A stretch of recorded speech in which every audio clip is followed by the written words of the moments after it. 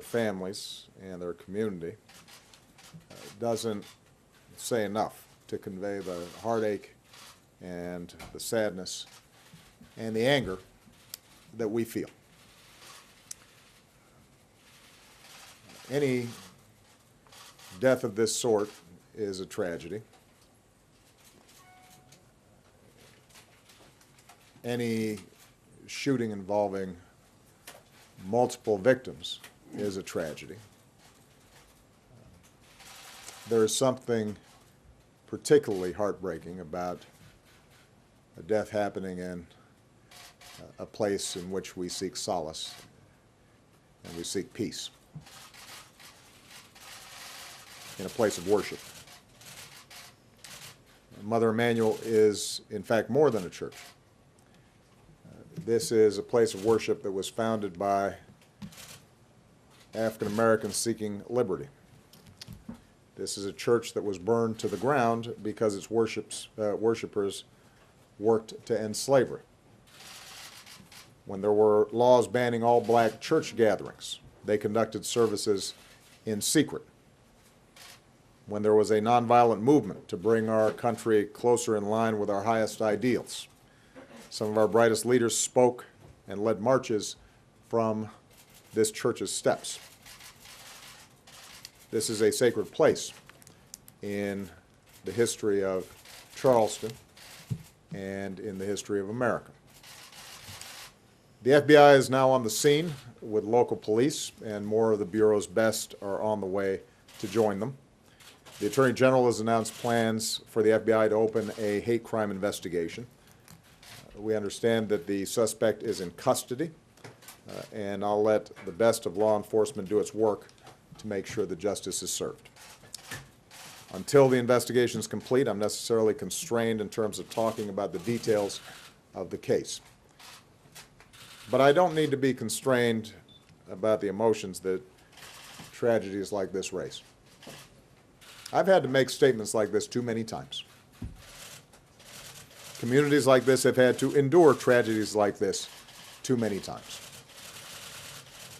We don't have all the facts, but we do know that, once again, innocent people were killed in part because someone who wanted to inflict harm had no trouble getting their hands on a gun. Now is the time for mourning and for healing. But let's be clear. At some point, we as a country will have to reckon with the fact that this type of mass violence does not happen in other advanced countries.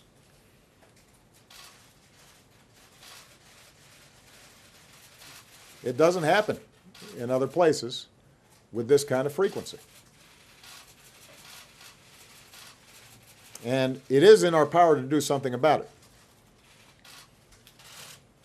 I say that recognizing the politics in this town foreclose a lot of those avenues right now. But it'd be wrong for us not to acknowledge it. And at some point, it's going to be important for the American people to come to grips with it. And for us to be able to shift how we think about the issue of gun violence collectively. The fact that this took place in a black church obviously also raises questions about a dark part of our history. This is not the first time that black churches have been attacked. And we know that hatred across races and faiths pose a particular threat to our democracy and our ideals.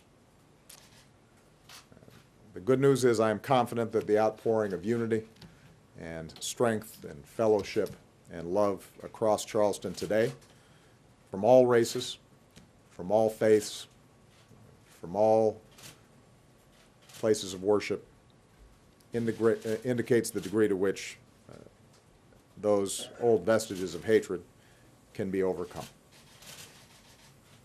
That certainly was Dr. King's hope just over 50 years ago, after 4 little girls were killed in a bombing in a black church in Birmingham, Alabama.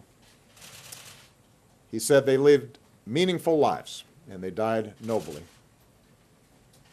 They say to each of us Dr. King said, black and white alike, that we must substitute courage for caution.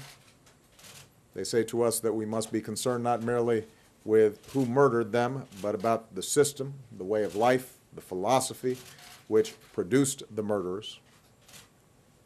Their death says to us that we must work passionately and unrelentingly for the realization of the American dream.